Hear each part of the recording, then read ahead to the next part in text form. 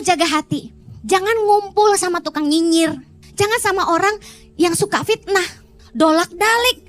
Sebentar ngomong A, di depan jilat-jilat, di belakang jadi penjahat. Jangan ngotorin hatimu. Karena dari telinga masuk ke hati. Coba ada yang bisikin kita, lu yakin tuh semua gaji laki lu dikasih ke lu? Yakin? Coba lu cek. Jangan-jangan wewe gombelnya 5 dari telinga masuk ke hati. Pulang langsung ngecek dong. Mana slip gaji kamu? Mana pin M-banking kamu, Jo? Jangan dirahasiain dari aku. Bener gak? Kita langsung ngecek. Hati-hati punya temen yang mulutnya serong. Hatimu kotor terus. Perhatikan teman-teman istrimu, bapak-bapak. Kalau istrimu pulang suka marah-marah, berarti kumpulannya kurang oke. Shalom, shalom. Saya akan khotbah tentang mengendalikan pikiran kita. Control your mind. Kendalikan pikiran Anda. Mazmur 139 ayat yang kedua. Engkau mengetahui kalau aku duduk atau berdiri. Engkau mengerti pikiranku dari jauh. God knows your thought. Amen. Tuhan itu mengenal pikiran-pikiran kita. Bahkan di dalam kitab Injil, beberapa kali dikatakan bahwa Yesus mengetahui pikiran mereka. Contohnya dalam Matius 9 ayat yang keempat dibilang gini. Tetapi Yesus mengetahui pikiran mereka.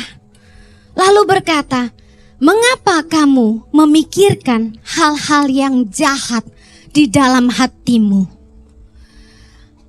Perhatikan baik-baik perkataan Tuhan Yesus. Yesus mengetahui pikiran mereka. Tapi dia bilang, mengapa kamu memikirkan hal-hal yang jahat di dalam hatimu? Kita kalau bilang gini, pikir dong lo. Kita pasti bilang begini, ya enggak? Pikir dong lo gitu. Tapi enggak, Yesus bilang gini, memikirkan di dalam hati. Apa maksudnya? Kalau kita mau belajar mengkontrol pikiran kita, kalau kita mau belajar mengendalikan pikiran kita, yang harus kita jaga adalah perenungan di batin kita. Katakan amin. What you think in your heart. Kita tuh mikir gak cuma dari pengetahuan. Anda baca buku, Anda kuliah, semua teori yang Anda tahu, semua itu Anda simpen di otak, itu fungsinya. Daya ingat tuh semua di sini. Tapi perenungan itu di batin. Di dalam manusia batinia kita, yang dimana ada jiwa, di situ kita pikir, kita rasa, kita sedih, kita bahagia, semuanya di situ. Nah, God wants us to control our mind from evil thoughts. Tuhan mau kita belajar mengontrol pikiran kita supaya kita nggak mikir perkara-perkara yang jahat. Kenapa kamu mikirin yang jahat di dalam hatimu? Kata Yesus gitu. Kalau Anda mau belajar untuk mengendalikan pikiran Anda, nomor 1, guard your heart. Yang harus Anda jaga adalah perenungan di batin Anda. Jaga hatimu.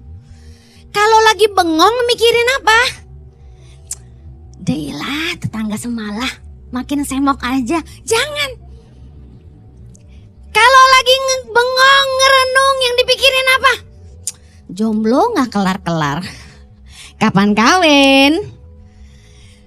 Lagi bengong mikirin apa? Gua kemarin main poker kalah. Jangan, jaga perenungan hatimu. Karena apa yang kita renungkan akan lahir dalam tindakan. Katakan amin. Matius 15, kita lihat apa yang Yesus katakan. Ayat 19, kita baca yuk. Karena dari hati timbul segala pikiran jahat, pembunuhan, perzinahan, percabulan, pencurian, sumpah palsu, dan hujat. Itulah yang menajiskan orang. Jadi hati-hati dengan apa yang Anda renungkan. Orang tuh kalau berbuat jahat, itu bukan spontanitas gitu ya. Bisa aja sih ada orang yang spontanitasnya jelek banget gitu. Tapi orang bisa melakukan yang jahat itu udah dipikirin dulu. Udah direnungin dulu. Orang selingkuh tuh gak satu hari. Ketemu cowok ganteng kayak Korea, opa-opa di jalan langsung selingkuh yuk gitu. Enggak. Ketemu teman kantor kok manis. Langsung gimana? Kamu kesepian sama om mau? Enggak gitu. Orang tuh selingkuh, mencuri, berbuat jahat. They have plan in their thoughts. Di dalam perenungan batin udah direncanain. Kalau laki gue tahu gimana? Udah dipikirin.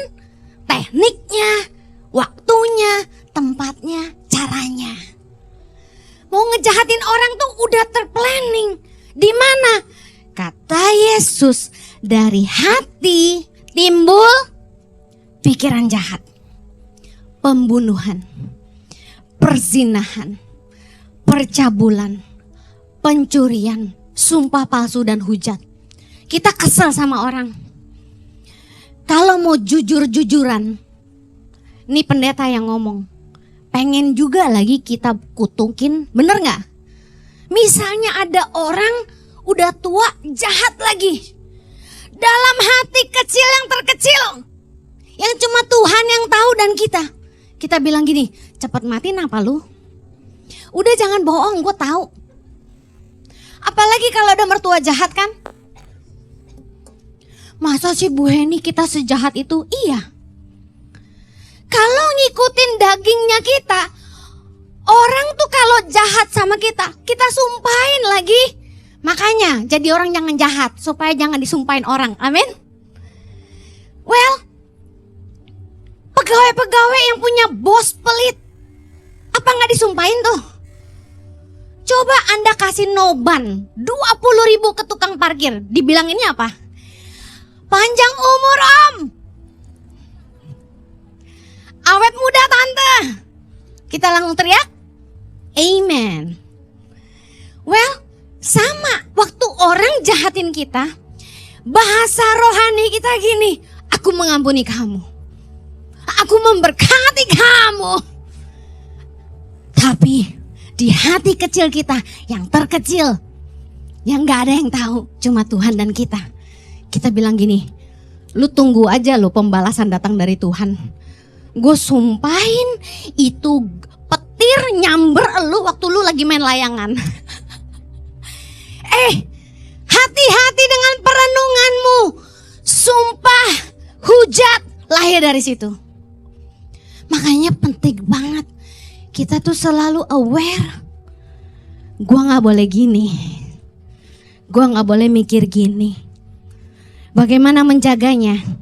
Yosua 1 ayat 8. Kita baca yuk. 3, 2, 1. Janganlah engkau lupa memperkatakan kitab Taurat ini, tapi renungkanlah itu siang dan malam, supaya engkau bertindak hati-hati sesuai dengan segala yang tertulis di dalamnya. Sebab dengan demikian perjalananmu akan berhasil dan engkau akan beruntung. Katakan amin. Anda ingin berhasil dalam apa saja Anda kerjakan? Anda pengen Anda kemana saja beruntung? Renungkan firman Tuhan siang dan malam, supaya Anda bertindak hati-hati. Perhatikan, apa yang Anda renungkan akan lahir dalam tindakan. Kalau Anda tuh kosong, nganggur terus, yang Anda renungkan itu bukan firman, maka yang Anda renungkan adalah kenajisan, kejahatan. Coba lihat orang yang kengangguran.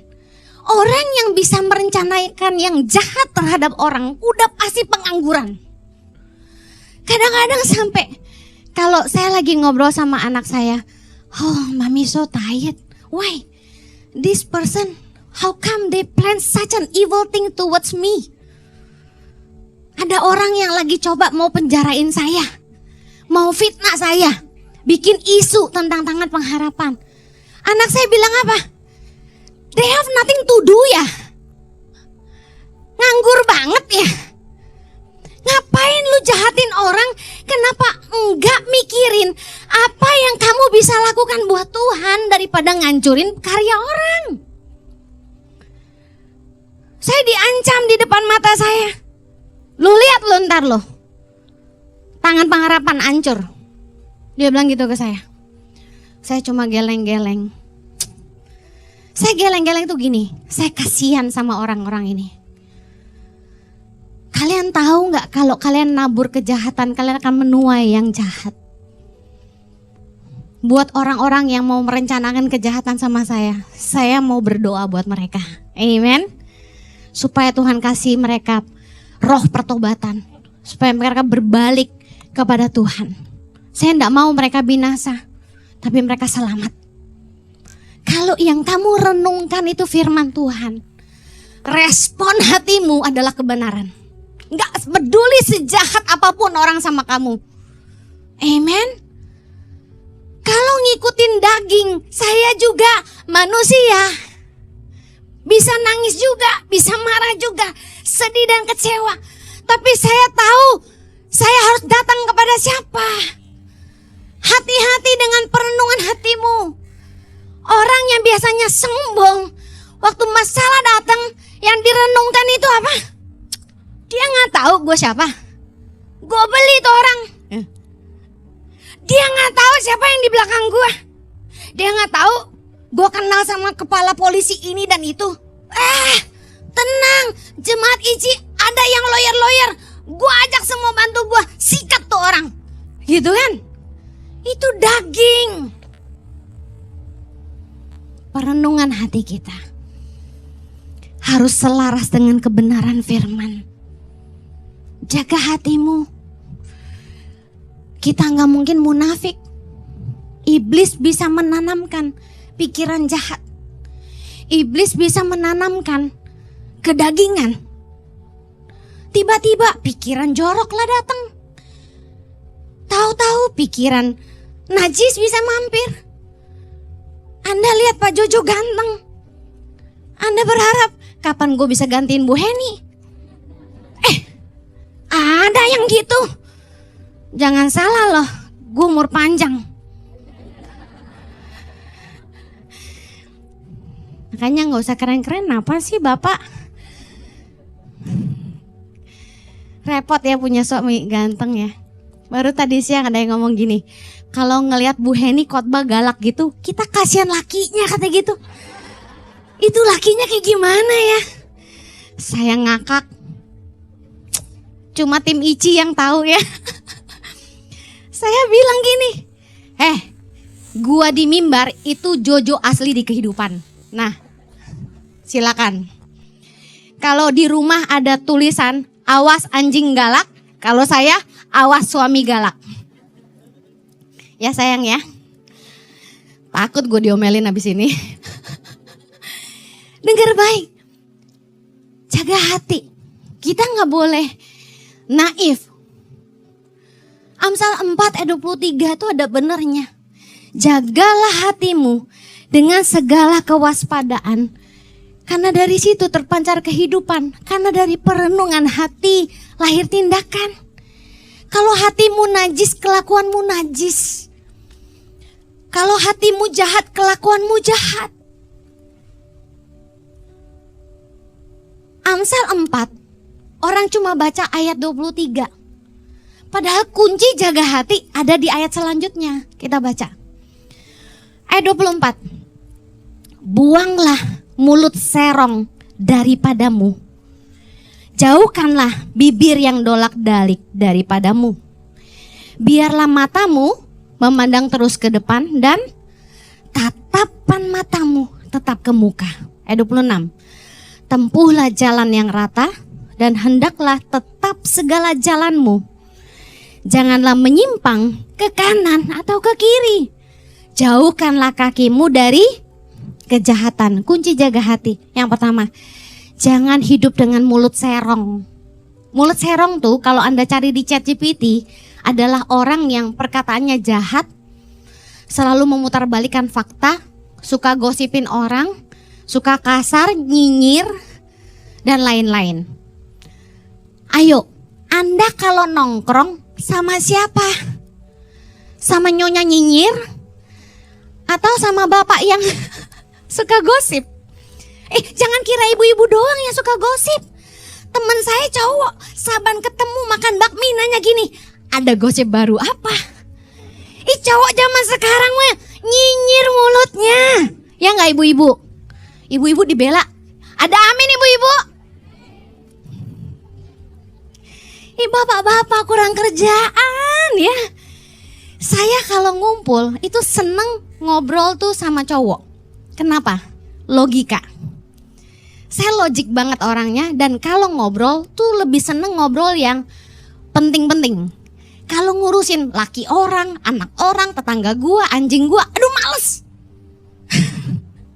Ngobrolnya yang berkualitas dikit gitu kalau sama saya. Jadi saya senang banget ngobrol sama bapak-bapak. Tetapi ternyata ada juga bapak yang suka gosip, guys. Kalau Anda mau jaga hati, jangan ngumpul sama tukang nyinyir. Jangan sama orang yang suka fitnah, yang kalau ngumpul jahatin orang, merencanakan kejahatan, dolak-dalik. Sebentar ngomong A, di depan jilat-jilat, di belakang jadi penjahat. Jangan ngotorin hatimu. Karena dari telinga masuk ke hati, bukan cuma dari mata. Coba ada yang bisikin kita, lu yakin tuh semua gaji laki lu dikasih ke lu? Yakin? Laki lu tuh pangkatnya tinggi, masa uang sayur cuma 2 juta? Coba lu cek, jangan-jangan wewe gombelnya 5. Dari telinga masuk ke hati, pulang langsung ngecek dong. Mana slip gaji kamu? Mana pin M-banking kamu, Jo? Jangan dirahasiain dari aku. Bener gak? Kita langsung ngecek. Hati-hati punya temen yang mulutnya serong, hatimu kotor terus. Perhatikan teman-teman istrimu, bapak-bapak. Kalau istrimu pulang suka marah-marah, berarti kumpulannya kurang oke. Satu hari saya ketemu sama seorang hamba Tuhan loh. Ngomong gini sama saya, Pak Jojo kemana Bu Heni? Lagi sibuk pelayanan. Aku bilang lagi pelayanan. Terus dia bilang gini, pantesan lah Pak Jojo gak pernah di rumah. Soalnya kan gak suka deket sama Bu Heni. Jahat banget tuh kata-kata. Ini sekolah Alkitab di mana sih gitu kan ya. Saya pulang langsung senewan Bapak Ibu. Pulang bener nih. Wah, dibuahin dalam perenunganku. Bener nih, dia pelayanan terus gak pulang-pulang. Jangan-jangan menghindari aku. Wah, terluka aku. Langsung begitu suamiku pulang dari pelayanan, bukannya disambut dengan tati tayang, langsung bombardir dengan pertanyaan. Benar ya? Kamu selama ini pelayanan terus karena kamu tidak mau urus aku. Karena kamu gak suka dekat sama aku, gitu kan? Tapi asal you know, my husband love me so much. And he is so sweet, I'm telling you. Dia langsung peluk aku dong. Dengan tulus kali itu, tanpa maksud bulus. Dia peluk aku dan dia bilang gini, yang aku mau cuma kamu. Oh, meleleh gue kayak es krim. Dengerin, dari kuping masuk ke hati. Hati-hati, siapa pembisikmu? Ayo suami-suami tanya istri, siapa yang suka ngebisikin kamu tuh? Yang kedua dibilang, biarlah matamu memandang terus ke depan dan tatapan matamu tetap ke muka. Dengerin, dari mata turun ke hati itu ada benernya. Hati kita bisa dikotori kalau kita selalu ingat masa lalu. Nyesel gue kawin sama lu. Dulu ada yang lebih kaya mau kawin sama gua. Songong. Kita kalau nggak ke depan, lihatnya ke belakang mulu. Lihatnya ke masa lalu. Ke keberhasilan masa lalu yang udah jadi monumen. Dulu gua langsing banget. Itu kan kesaksian masa lalu, guys. Sekarang udah langsung banget. Berhenti lihat ke belakang, arahkan ke depan. Jangan ngomongin yang gak penting-penting. Lihat apa yang Tuhan sediakan di hadapan kita. Itu yang akan bikin hati kita tetap semangat dengan kehidupan. Amin. Lupakan kegagalan maupun keberhasilan. Belajarlah dari semua kegagalan kita supaya kita jadi lebih baik ke depannya. Hati kita akan terjaga kalau kita tuh fokus sama apa yang Tuhan mau kita kerjakan di depan kita. Bukan melulu ingat masa lalu. Kalau suami atau istri pernah bikin salah, kalau teman pernah bikin salah, orang tua pernah bikin salah, jangan terus ngingetin mereka sama masa lalu. Jangan bawa spion terus dong, nabrak loh. Coba naik motor, liatin spion terus di belakang. Tuh motor deket tuh sama gue tuh. Loh, gue ke kiri dong, ke kiri. Gue ke kanan, dia ke kanan. Maunya apa nih? Nabrak pasti, bener gak? Hendaklah tatapan matamu terus ke depan. Kalau Anda mau jaga hati Anda, jauhkanlah kakimu dari kejahatan. Tiap kali ada pikiran jahat, kendalikan pikiran kita. Stop, gue gak boleh pikirin ini. Ada niat sedikit aja, selingkuh kayaknya boleh nih. Gak, stop, berhenti. Pikiran buruk boleh datang, tapi respon Anda menentukan langkah selanjutnya.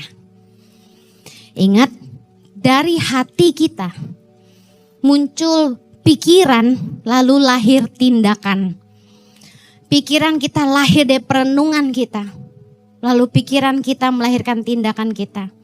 Saya mau kasih cerita tentang Habel. Habel dan Kain dalam Kejadian 4. Dikatakan ayat keempat, Habel juga mempersembahkan korban persembahan dari anak sulung kambing dombanya, yakni lemak-lemaknya. Maka Tuhan mengindahkan Habel dan korban persembahannya itu. Tetapi Kain dan korban persembahannya tidak diindahkannya. Lalu sama-sama hati Kain menjadi sangat panas dan mukanya muram. Ayat 6. Firman Tuhan kepada Kain, mengapa hatimu panas dan mukamu muram? Apakah mukamu tidak akan berseri jika engkau berbuat baik? Tapi jika engkau tidak berbuat baik, baca sama-sama, dosa sudah mengintip di depan pintu.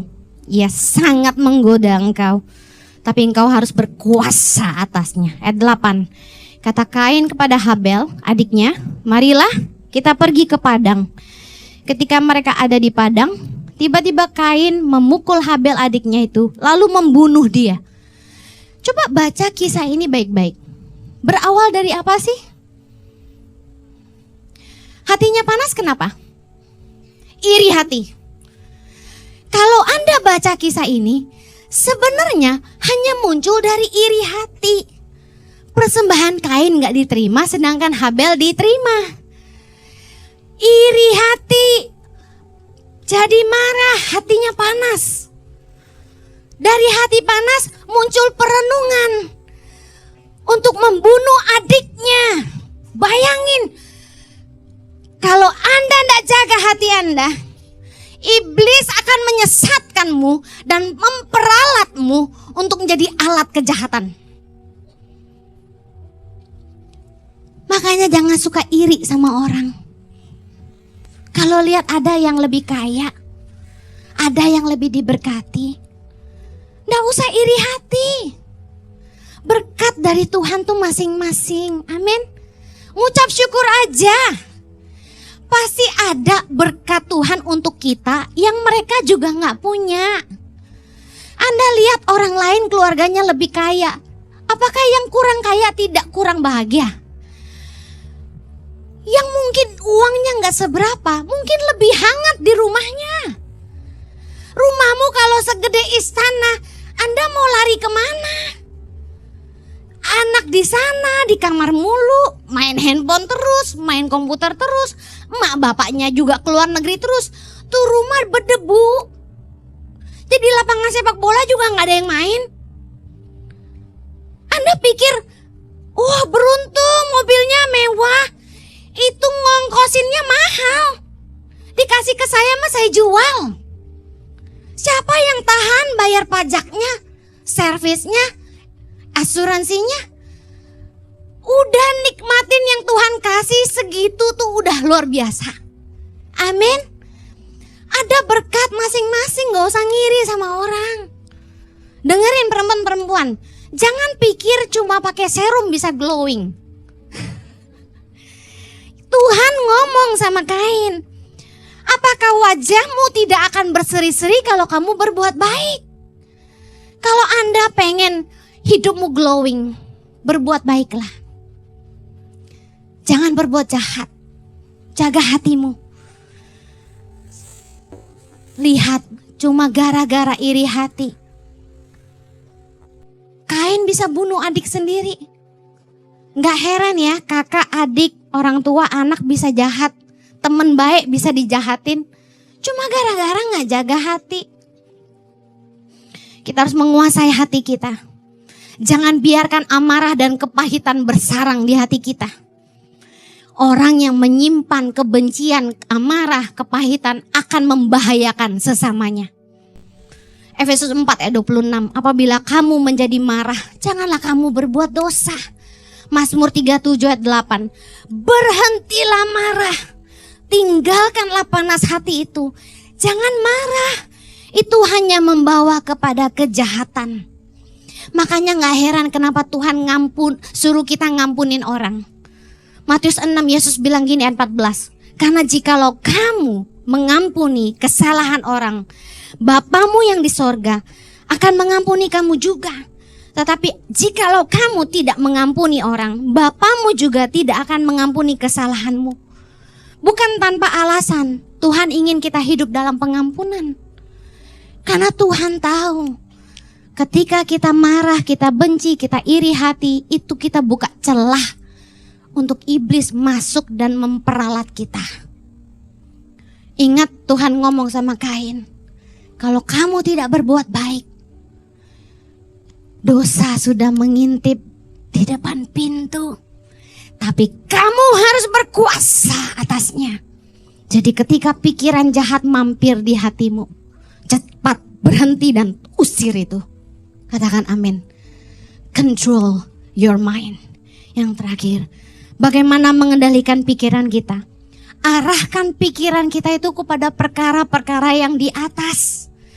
Kolose 3 ayat kedua, pikirkanlah perkara yang di atas, bukan yang di bumi. Maksudnya apa? Filipi 4 ayat 8. Kita baca sambil pegang kepala masing-masing. Ucapkan firman dengan iman. 3, 2, 1. Jadi akhirnya saudara-saudara, semua yang benar, semua yang mulia, semua yang adil, semua yang suci, semua yang manis, semua yang sedap didengar, semua yang disebut kebajikan dan patut dipuji, pikirkanlah semuanya itu. Tempel ini di rumahmu supaya Anda masukin firman terus. Setiap kali ada pikiran buruk, ada pikiran negatif, ada pikiran jahat, ada pikiran najis yang masuk ke pikiran kita, cepat kendalikan pikiran kita, berkuasa atas pikiranmu dan alihkan kepada hal-hal yang baik, yang benar, yang mulia, yang suci, yang adil, yang manis, patut dipuji, sedap didengar dan kebajikan. Amen. Control your mind. Jangan biarkan pikiran jahat mengkontrol hidup Anda. Waktu saya lagi dijahatin orang, saya mulai mengalihkan fokus saya untuk mikirin apa yang saya harus lakukan untuk terus mengembangkan tangan pengharapan. Saya fokus ngurusin tim saya. Sampai saya meeting itu bisa dari jam 9.30 pagi sampai 11.30 malam. Capek sekali. Nah kalau kita udah capek ngerjain yang baik, kita gak ada tenaga buat ngerjain yang gak baik. Amen. Daripada saya terpuruk di rumah, batalin semua meeting. Gua lagi terluka, lagi sakit hati. Sahabat gua sendiri mengkhianati gua. Baper, kecewa, sakit hati, gak boleh dibuahi. Yang ada disitulah mulai muncul pikiran jahat. Gue mau balas nih. Gue apain nih orang-orang? Wah, gue laporin aja ke polisi nih. Ada bukti nih. Wah, udah macam-macam. Tapi saya gak mau. Saya bangkit. Dan Tuhan ingetin saya. Pikirin tangan pengharapan. Pikirin Ici. Pikirin leader-leader Ici. Saya datangin satu-satu, ajak makan. Nanti dinner sama saya. Siap. Ngobrol. Pasangan-pasangan. Ada masalah apa? Saya bantuin orang. Dia ada beban, datengin saya, ngobrol, nangis ke saya. Saya nolongin mereka. Udah gak ada waktu buat mikirin orang-orang yang jahat. Kalau Anda mau kendalikan pikiranmu, Anda harus kontrol fokusmu. Jangan fokus sama masalah. Jangan fokus sama hal-hal yang gak baik. Fokus sama perkara-perkara yang Tuhan percayakan di hidupmu. Fokus cari Tuhan sungguh-sungguh. Saya senang punya suami yang selalu membangun saya. Dia selalu kuatin saya. Hen, maju terus. Urusin tangan pengharapan. Jangan gak fokus. Biarin orang-orang jahat. Kita maju terus. Makanya suami harus padan. Amen. Saya mau akhiri. Anda harus tahu bahwa pikiran jahat itu adalah benih dari si jahat. Jangan entertain pikiran jahat. Yang terakhir, hidupmu harus dipimpin oleh roh bukan daging. Roma 8 ayat 5. Sebab mereka yang hidup menurut daging memikirkan hal-hal yang dari daging. Mereka yang hidup menurut roh memikirkan hal-hal yang dari roh. Dengar saya baik. Fokus Anda akan ditentukan oleh siapa yang memimpin hidup Anda. Who lead you? Hidupmu dipimpin setan atau Tuhan? Perenungan hatimu dipimpin oleh daging atau dipimpin oleh suara roh? Perkara duniawi atau ilahi? Hawa nafsu, emosi, atau dipimpin oleh kasih? Mari cek. Kita gak mungkin bisa ngikutin keduanya. Yesus bilang, kamu tidak dapat mengabdi kepada Allah atau kepada Mamon. Anda mau tahu hati Anda yang sesungguhnya? Coba pelajari keputusan-keputusan dan pilihan-pilihan Anda. Karena semua itu lahir dari hati. Saya kasih contoh ya. Waktu saya mau nikah sama suami saya, jujur Jojo gak kaya. Dia anak orang cukup berada, tapi dia hanya hamba Tuhan full time di gereja. BOKEK, boke. Ada cowok lain, pengusaha kaya, siap berangkatin saya ke Indonesia kapan aja saya mau buat liburan. Berduit.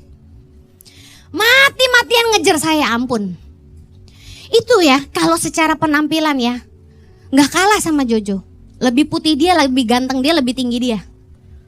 Bule, campuran. Aduh, gue demen lagi yang muda-muda begini. Tapi saya kasih tahu, siapa yang saya pilih? Saya pilih Jojo. Kenapa? Karena saya ikut pimpinan roh di hati saya. Roh Kudus bilang, kamu akan bahagia nikah sama dia karena dia kaya. Tapi kalau kamu memilih Jojo, kamu akan menggenapi panggilanku dalam hidupmu. Saya memilih Jojo karena pimpinan roh. Perhatikan ini baik-baik. Yang kedua, saya lihat Jojo tuh takut Tuhan. Karakternya baik. Orang tuh teruji. Dia baik tuh gak cuma sama yang kaya doang. Dia baik tuh sama orang susah, sama orang lemah, sama orang kaya, sama orang kecil, orang besar, dari muda sampai tua, semua dia baik. Attitude-nya bagus. Saya lihat karakter lebih penting daripada harta. Duit bisa dicari, amin. Tapi karakter nggak bisa dibeli. Pilihan saya jatuh pada suamiku yang terganteng sedunia ini. Coba lihat, apa yang mendasari pilihan-pilihan Anda? Kalau Tuhan yang memimpin hidupmu, kebenaran harga mati. Takut akan Tuhan, tidak bisa kompromi.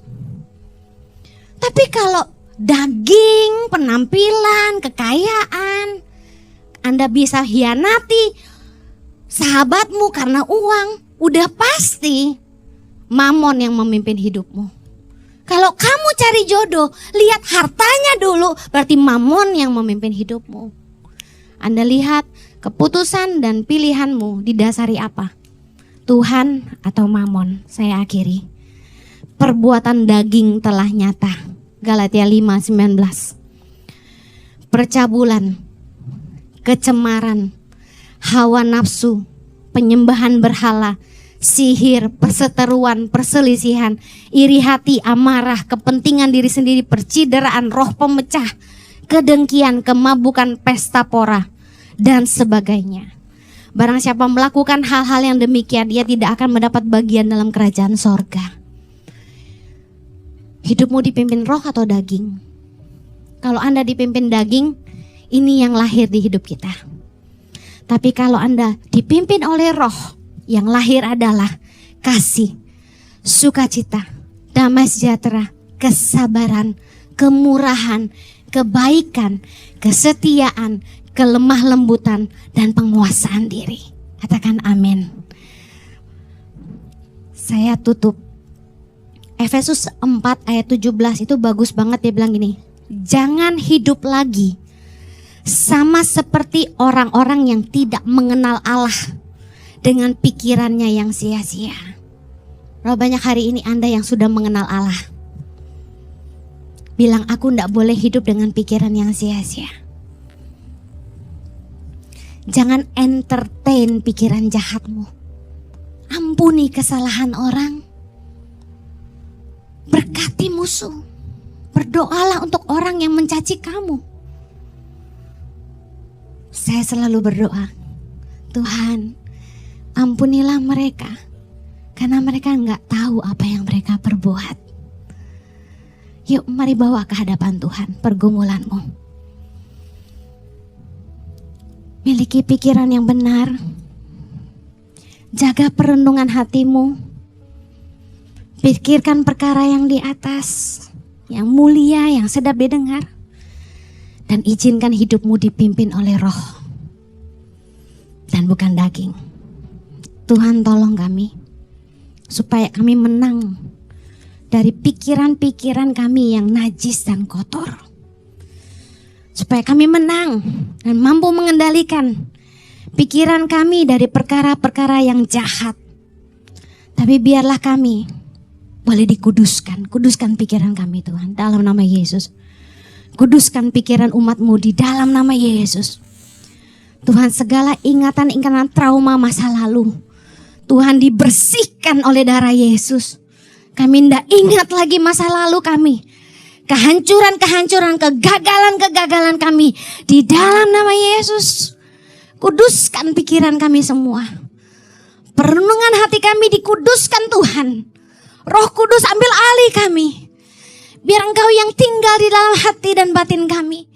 Dan senantiasa menasehati dan menuntun kami Tuhan di dalam nama Yesus. Supaya keputusan yang kami ambil hanya berdasarkan kebenaran dan pimpinan roh Tuhan. Memerintahlah dalam hati kami. Biar roh takut akan Engkau yang menjadi penuntun kami. Di dalam nama Yesus. Yang mau katakan amin. Keep winning. God bless you. I love you guys. Have a blessed Sunday.